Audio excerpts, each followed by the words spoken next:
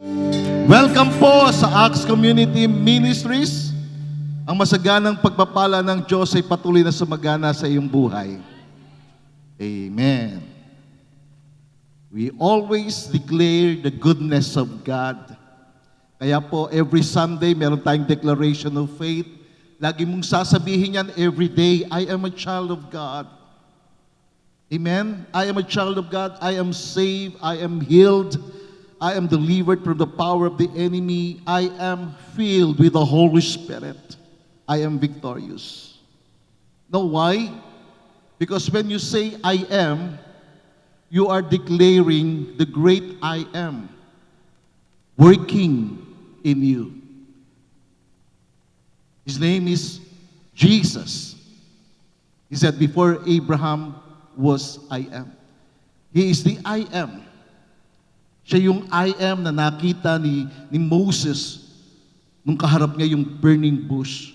And so whenever we declare, I am a child of God, you are a child of God. Amen? Anak ka ng Diyos. At hindi ka pababayaan ng Panginoon. Amen? Pakisabi sa katabi mo, hindi ka pababayaan ng Diyos.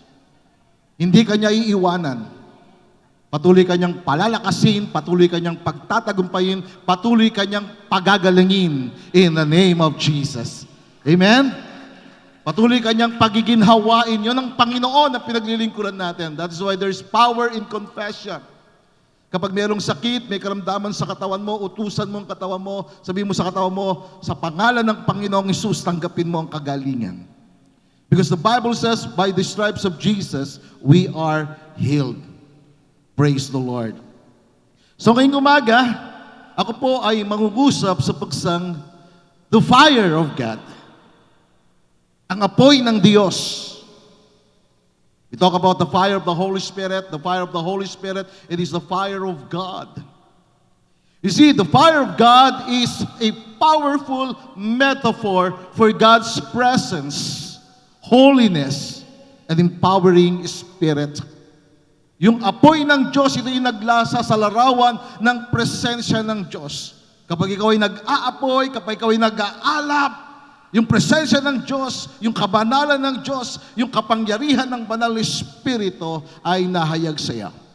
You see, throughout the scriptures, fire is used to represent the different aspects of God's nature and power. Ang banal na kasulatan ay nagpapahayag ng mga iba't ibang klase ng aspeto ng nature ng Diyos at ng kanyang kapangyarihan. At isa doon ay ang apoy. Kaya nga sa ating mga mananampalataya, the fire of God for us is a source of spiritual passion, purity, and power. Ang apoy ng Diyos, ang alab ng Diyos, ang ningas ng apoy na mula sa Diyos, ito yung ating source, ito yung pinagmumulan ng ating passion. Kaya may mga believer na very passionate. May mga Christian, very passionate. Maalab sila sa pagsamba sa Diyos. Maalab sila sa pagdating sa church. Maalab sila sa pagbabasa ng Biblia. Maalab sila sa pagbabahagi ng salita ng Diyos. Because the source is God Himself. And so let's go back again to our text in Acts chapter 2. Don't forget, ang Acts chapter 2, hindi ito isang kwento lang o kasaysayan. Ang Acts chapter 2, ito ay isang karanasan ng kapangyarihan, ng kapuspusan ng Banal Espiritu Santo. God wants you to experience the fullness of the power and of the fire of the Holy Spirit. See, in verse 1, when the day of Pentecost had fully come, they were all with one accord in one place. Nagkakaisa sila sa isang lugar, isa ang puso, isa ang kaisipan, isa yung kanilang panalangin. Ang pagdating ng kapangyarihan, ang kapuspusan ng Banal na Espiritu Santo. Alam ng isang tao kung nasa kanya ang kapangyarihan o ang apoy ng Banal na Espiritu at alam niya kung wala. And that's why we need to understand things for you to experience the power. And so verse 2 it says, and suddenly there came a sound from heaven as of a rushing mighty wind, like a rushing mighty wind. The Holy Spirit came to them. Nakatulad ng rumaragas ang malakas na hangin, and it filled the whole house where they were sitting. Napuno ang buong kabahayan na kung saan sila nakaupo. In verse 3 it says, and then there appeared to them divided tongues, cloven tongues, separated tongues as of fire, na katulad ng apoy, one set upon each of them. Ang apoy ay nanahan sa bawat isa sa kanila. Ang bawat isa sa kanila ay dinatnan, nanahan sa kanila yung apoy ng Banal na Espiritu Santo. In the Amplified Bible, Acts chapter 2 verse 3 says, there appeared to them tongues resembling fire, tongues, dila, na katulad ng apoy, which were being distributed among them. Na ito ay na-distribute, naibigay sa kanila, and that fire rested on each one of them. Bawat isa sa kanila, ang apoy nanahan. Bawat isa sa kanila, in-empower. Bawat isa sa kanila, pinag-alab. Bawat isa sa kanila, nagningas, nag-alab.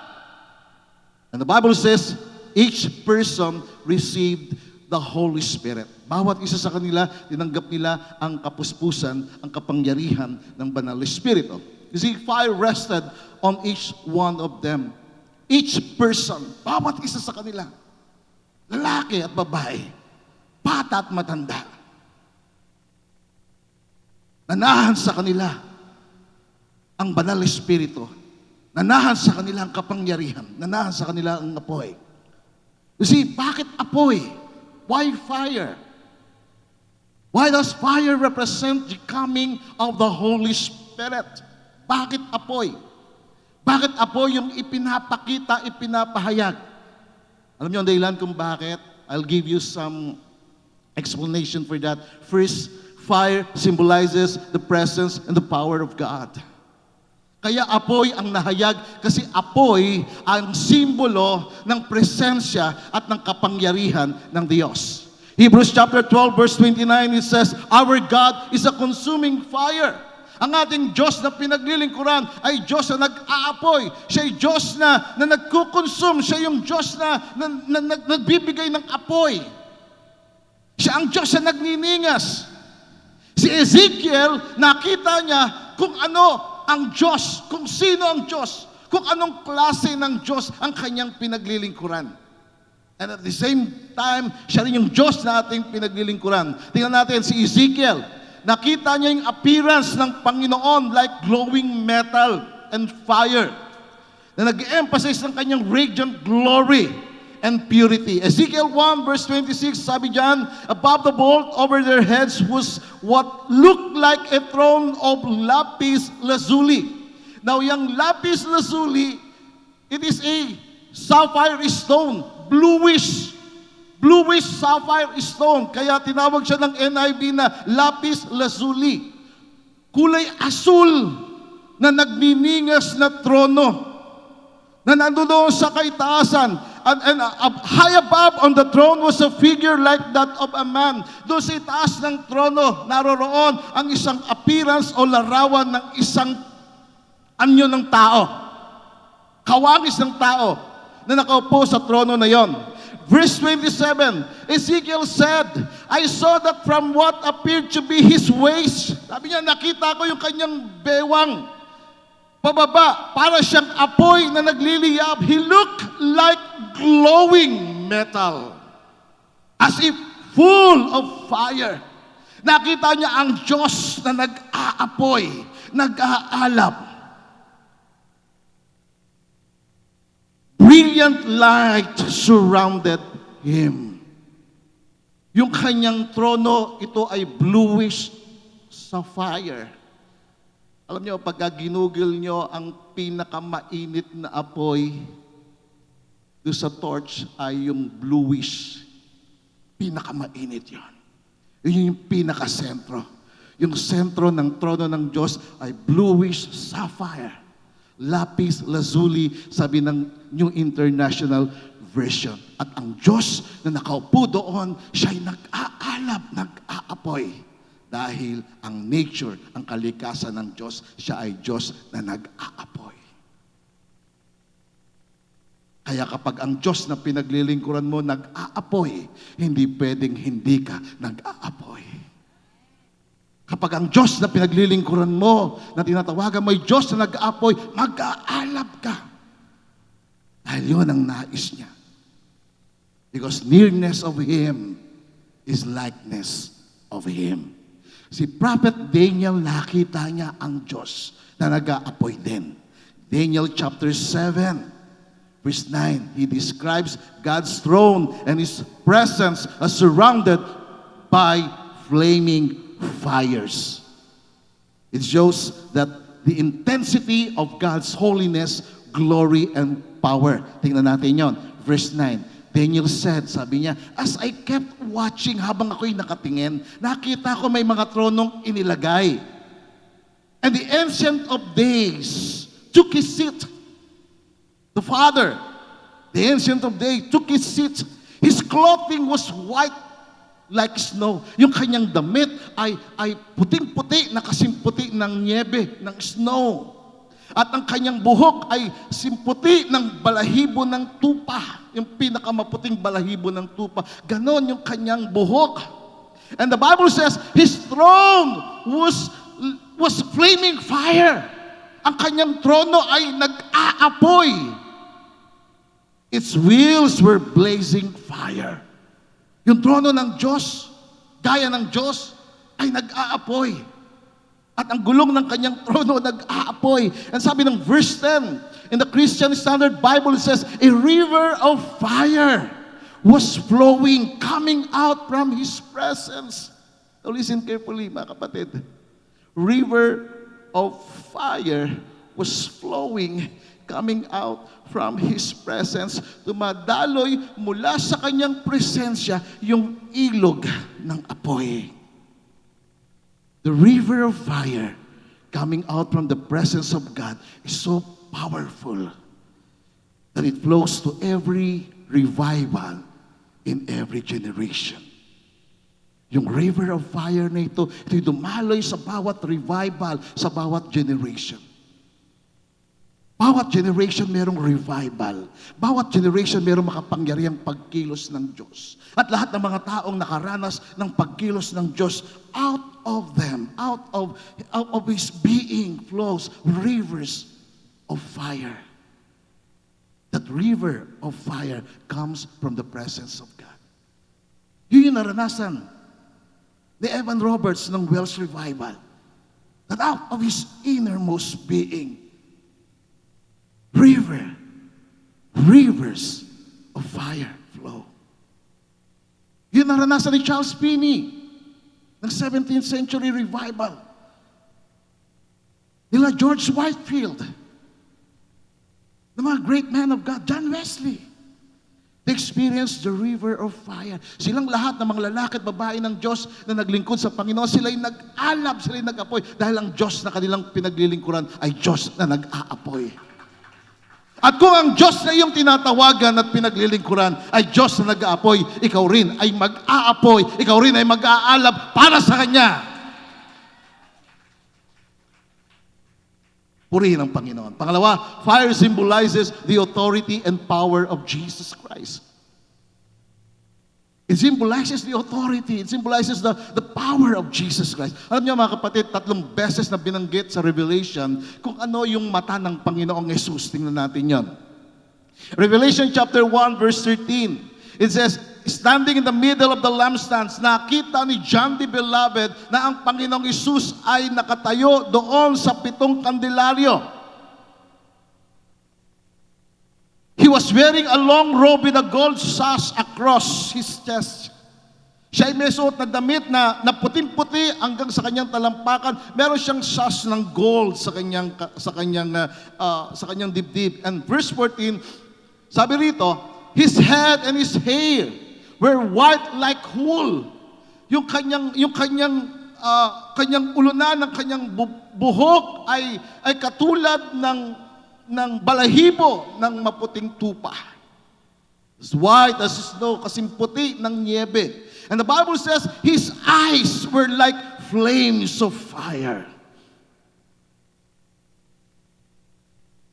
His eyes were like flames of fire. Alam niyo ang mata ng Panginoong Yesus? Bluish. Bluish yung kanyang mata. Nakakita na ba kayo mga foreigner na kulay blue yung mata? Di ba? Ang ganda. Blue is the center of the hottest flame. The eyes of Jesus Christ look like flames of fire. And the Bible says in verse 15, His feet were like polished bronze refined in a furnace. Yung kanyang paa ay katulad ng dinalisay na tanso na dumaan sa apoy. Kaya ang Panginoong Hesus talagang siya'y nag-aapoy. Siya'y nagniningas. Revelation chapter 2 verse 18, and to the angel of the church in Thyatira write, these things says the Son of God, who has eyes like a flame of fire. Siya'y nag-usap sa church, sa iglesia ng Thyatira, ang anak ng Diyos at ang kanyang mga mata ay katulad ng isang nagniningas na apoy. His feet like fine brass. Ang kanyang paa ay katulad ng dinalisay na tanso sa apoy. Sabi niya sa verse 19, I know your works, I know your love, your service, your faith, I know your patience. As for your works, the last are more than the first. Kaya si Lord alam niya lahat. Alam niya ang buhay ng tao, alam niya yung paglilingkod mo, alam niya ang ginawa mo sa church. Alam niya. Alam ni Lord, yung mga tumulong dito, yung mga naglinis, salamat po sa inyo, pagpalain kayo ng Panginoon. Palakpakan po natin yung mga naglinis. Purihin ng Panginoon. Alam niyo, hindi ko maisisa yung pangalan niyo, ang dami, pero alam niyo, tuwan-tuwa ang Panginoon sa inyo.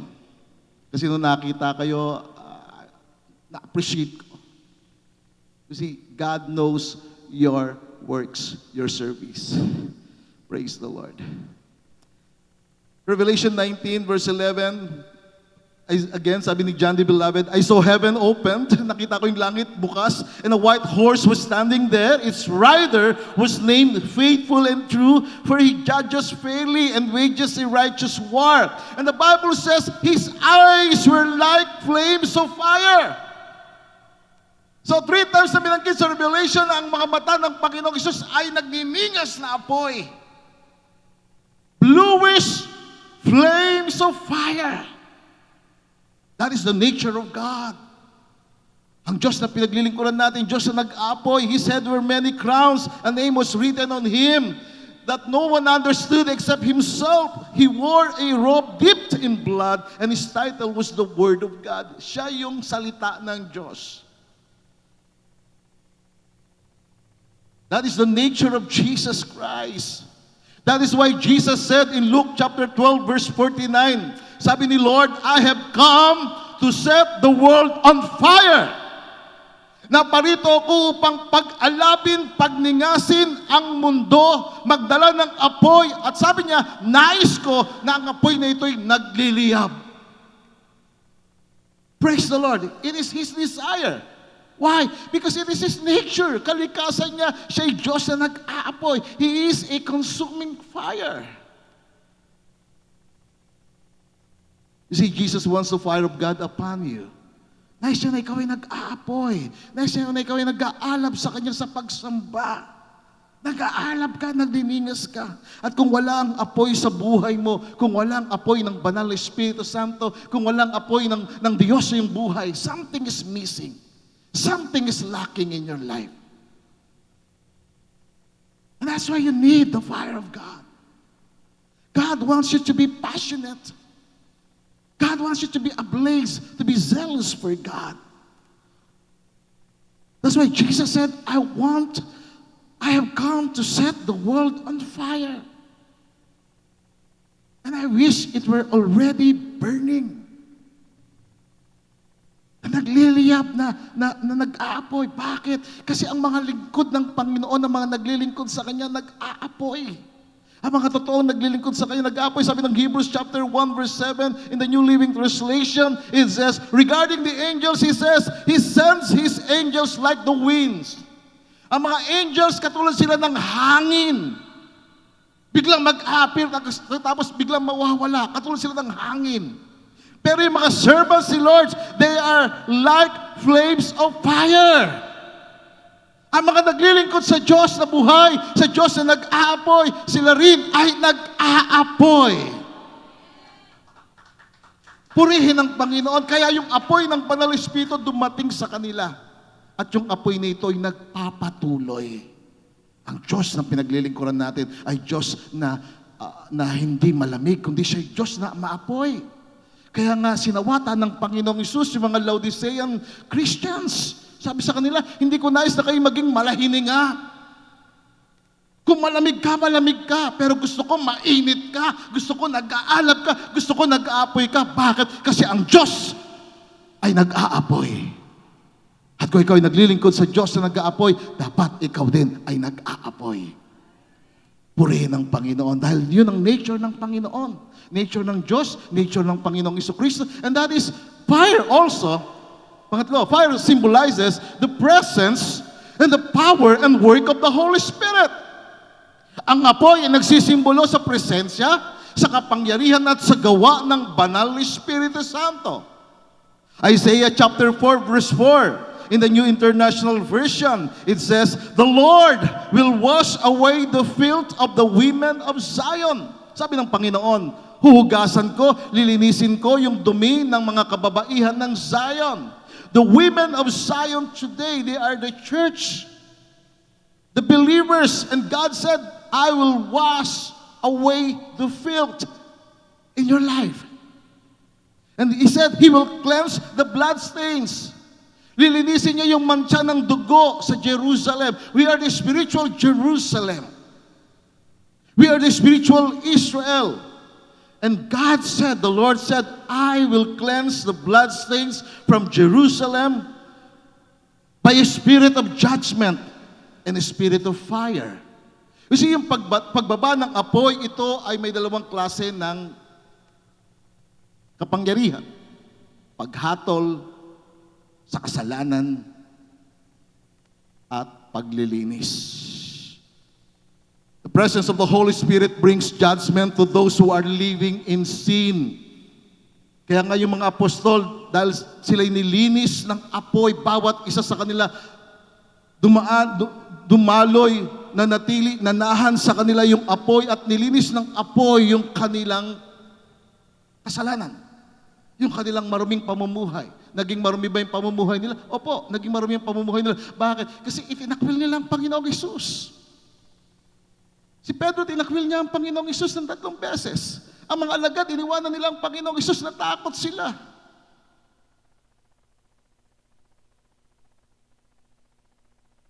And the Bible says, the Lord will wash away the filth of the women of Zion. The believers of Zion, He will cleanse the bloodstained. Alisin niya yung mancha sa buhay ng mga mananampalataya. Kaya nga yung sa ating text in Acts chapter 2 verse 3, it says, there appeared to them tongues resembling fire. Nagpakita sa kanila yung mga dila ng apoy, na katulad ng apoy. At ito ay nai-distribute, ito'y naibigay, ito'y nanatili sa bawat isa sa kanila as each person receive the presence and the power of the Holy Spirit. They receive the fire of the Holy Spirit. So here we see the manifestation of the presence of God. The presence of the Holy Spirit brings purification, empowerment for them, and makes them holy. Ginawa silang banal, nilinis sila. And then naging passionate sila sa pagsishare ng salita ng Diyos. Naging passionate sila sa panalangin. Naging passionate sila, naging maalab sila sa paghahayag ng mga salita ng Diyos. Na nangaral sila ng mga salita ng Diyos. They experience the fire of God. They experience the fire of the Lord Jesus Christ. The fire of the Holy Spirit. Umaga, bakit natin ito kailangan? Bakit mo kailangan ng apoy sa buhay mo? Bakit mo kailangan ng apoy ng banal na Espiritu, ng apoy ng Diyos sa iyong buhay? Why do we need the fire of God in our lives? Bakit? Bakit natin ito kailangan? Bakit natin ito kinakailangan? First, we need the fire of God for purification and refinement. Kailangan natin ng apoy. Kailangan mo ng apoy para ikaw ay maging malinis. Para yung pagsamba mo sa Diyos malinis. Para ang iyong pananalangin sa Kanya malinis. Para lahat ng iyong mga ginagawa maging katanggap-tanggap sa Kanya. It is the fire of God that will purify and refine you. The fire of God purifies and refines us burning away impurities such as sin, selfishness, and distractions that separates from God. The fire of God burned away impurities in the lives of the disciples. The fire of God will burn every impurities in your life. Kapag ang apoy ng Diyos nasa iyo, susunugin ng apoy ng Diyos sa iyo, hahatulan nito ang kasalanan sa buhay ng tao. At ikasagawa niya ang paglilinis. Aalisin niya yung mga karumihan, aalisin niya yung mga bagay na hindi kalugod-lugod sa Diyos, aalisin niya yung pagiging makasarili, aalisin niya yung pagmamataas, aalisin niya yung addiction mo sa alak. Minom ka pa ng alak. Aalisin niya yung addiction mo sa mga bagay ng mundong ito. He will burn that lust of the flesh, lust of the eyes, and the pride of life in your life. That is the work of the Holy Spirit. That is the work of the fire of the Holy Spirit. It says in Malachi chapter 3 verse 3 in the Christian Standard Bible, it says, He will be like a refiner. Siya ay magiging katulad ng refiner, yung nagdadalisay, naglilinis. Purifier of silver, He will purify the sons of Levi. Again, lagi natin sinasabi, pag sinabing Levi, they are the people who have that covenant with God. They are the people who join themselves to the Lord. They are the people who connect themselves to God. And we are the modern Levites. Because we are connected with God. We connect to Jesus Christ. We are one with Jesus Christ. Amen? Do you believe that? Kung anong ginawa niya kay Levi, ganun ginagawa niya sa mga anak ng Diyos ngayon, sa mundong ito, sa panahong ito. He will purify the sons of Levi and refine them like gold and silver. Then they will present offerings to the Lord in righteousness. So that your offering, so that your service, so that your love will be in righteousness. Ang Diyos ay nag-aapoy. At ang kanyang pag-aapoy, naroon yung kabanalan. Walang karumihan sa Diyos.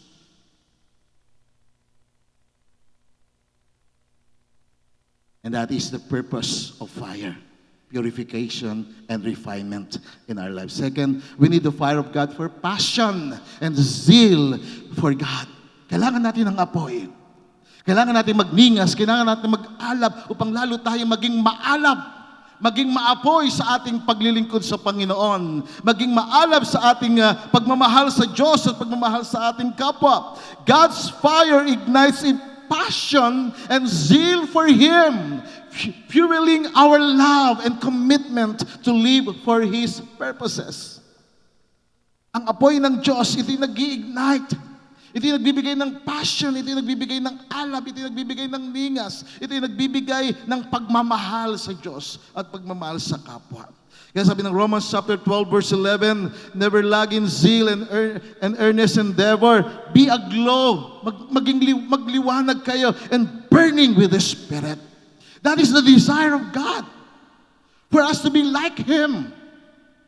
For those who follow Him, for those who are so near to Him. Become like Him. Because nearness of Him is likeness of Him. The more na nagiging close ka kay Lord, the more na yung kanyang character, the more na yung kanyang attitude, the more na yung kanyang nature, the more na yung kanyang attributes nagmamanifest sa iya. That's why we desire the Holy Spirit. We welcome the Holy Spirit. We acknowledge His presence. Kasi nung dumating ang Banal Espiritu, kasama niyang dumating ang kanyang nag-aapoy na presensya. At sinunog ng kanyang nag-aapoy na presensya ang lahat ng karumihan. Lahat ng impurities sa buhay ng mga mananampalataya. It is the desire of God for us to be aglow, to be burning with the Spirit serving the Lord. And third, we need the fire of God for empowerment. Kailangan natin ang apoy ng Diyos upang tayo ay ma-empower, upang ikaw ay hindi ka maghihintay kay pastor o kanino man, kundi maghihintay ka sa Diyos. At kapag sinabi ng Diyos sa'yo, go and share the gospel, you will go and share the gospel. Kapag sinabi siya ng Diyos na mayroong may sakit, lay your hands on those who are sick and they will recover. Go! It's not the command of a pastor. It's the command of the Lord Jesus Christ. Kumanya ng ating Panginoon. Empowerment. Fire. The fire of God, the fire of the Holy Spirit empowers us to serve God and others. It equips us with spiritual gifts, courage, and strength to share the gospel. So the fire of God give us empowerment. Acts chapter 1 verse 8, it says, you will receive power and ability. It says in Amplified Bible. You will receive. Sabi ni Lord, you will receive. In other words, you will take hold. You will possess the power and the ability in your life when the Holy Spirit comes upon you. The Holy Spirit is with us. The Holy Spirit is in us. When we receive Jesus, we receive the Holy Spirit. That's why we are the temple of the Holy Spirit. Therefore, we must allow the Holy Spirit to move in our lives. Listen carefully, mga kapatid. In Genesis chapter 1, verse 2, the world is without form. The Holy Spirit is hovering upon the waters. The Holy Spirit move upon the waters. At ang Holy Spirit, gumalaw lamang sa creation when God said, when God the Father spoke the word, when He said the word, let there be light. And there was light. That is the light of the Lord Jesus Christ. The light of the Holy Spirit. So the Holy Spirit gives empowerment. The fire of God gives empowerment. When you have the Holy Spirit, you will possess. You will take hold of the power. Sa'yo yun eh. May kapangyarihan ka eh. May kapangyarihan. God is able to do exceedingly abundantly above all that we ask or think according to His power. Meron kang kapangyarihan. Why? Because the Holy Spirit is with us. And the only thing that we should do is just to believe and acknowledge His presence. Acknowledge mo yung presence ng Holy Spirit sa buhay mo. I-develop mo yung relationship sa Kanya. Recognize the Holy Spirit in your life. Be aware of the presence of God. Be aware of His presence in your life. We're here to establish the atmosphere of the presence of God. And the Holy Spirit is the one who will help us. He is the one who will empower you, that you will be His witnesses, the witnesses of Jesus, to tell people about Him, both in Jerusalem, in your family, in all Judea, in your relatives, in Samaria, to the outcast people, and even to the ends of the earth. The Holy Spirit will empower you. And last, we need the fire of God for revival. That's why we need the fire of God. That's why we need the presence of the Holy Spirit. That's why we need to be hungry and thirsty for His presence. We need to be desperate for the presence of God. Na hindi tayo alis sa mundong ito, na hindi natin nararanasan ng kapangyarihan ng Diyos, na hindi natin nararanasan ng revival. There will be a revival coming before the rapture. Magkakaroon din tawag na tremendous revival na maraming tao mararanasan nila, mapipil nila yung glory zone. Ano yung ibig sabihin ng glory zone? Yung presence ng Panginoon naroroon sa lugar mo, naroroon sa iyong tahanan, naroroon sa ating iglesia, and people will come to God. People will recognize the presence of God because of revival. You see, the fire of God brings revival, awakening our hearts and drawing us closer to God. That is revival. That is the outpouring of the presence and the power of the Holy Spirit. That God will give us revival, that God will awaken the hearts of people. Nagisingin niya yung mga natutulog na puso, yung mga malahininga, mag-alab, mag-apoy. The fire of God renews our faith, bringing us to repentance and rekindling a deep desire for God and His purpose. That is the revival that God wants us to experience. Nais ni Lord, maranasan natin to. Nais ni Lord, na ikaw mismo mag-apoy ka. Nais ni Lord, maging desperate ka for His presence. More than anything else, we need the presence and the power of God. Sa loob ng 38 taon na paglilingkod ko sa Panginoon, ngayon ako nakaranas ng desperation. Ngayon ako nakaranas ng pagkagutom, pagkauhaw sa presensya ng Diyos. Because there is more. There's more in God. There's more. Yung mga naranasan natin na glimpse lamang yon. Kumbaga parang bahagya lamang yon ng pagkilos niya. We need more. We need revival. We need the outpouring of the gifts of the Holy Spirit. We need the outpouring of the fruits of the Holy Spirit. Na ang tao talagang maranasan na yung pag-ibig ng Diyos, maranasan na yung kagalakan na galing sa Diyos. Mga kapatid, kailangan natin ng apoy ng banal na Espiritu, apoy ng Diyos sa ating buhay. Kailangan natin ito. Can we give God the praise? We need the fire of God. We need God. We need God. We need His presence. Na ang ating pagsamba maging mainit, maging maalab na habang ikaw ay maawit, naramdaman mo yung presence ng Panginoon, umiiyak ka na. And then God is doing something in your life. God is bringing healing in your body. God is bringing joy in your heart. God is bringing love in your heart. Can we say this? Can we pray this prayer? With all our hearts. Can we say it to the Lord? Lord, I need the fire of God upon me. I need your fire. Lord, I need your fire upon me. Lord, I need the fire of God inside of me. The fire of God inside of you. Jesus said, he who believes in me, out of his innermost being shall flow rivers. That rivers comes from the presence of God. The rivers of fire. The rivers of joy. Ito yung naranasan ng mga great men of God.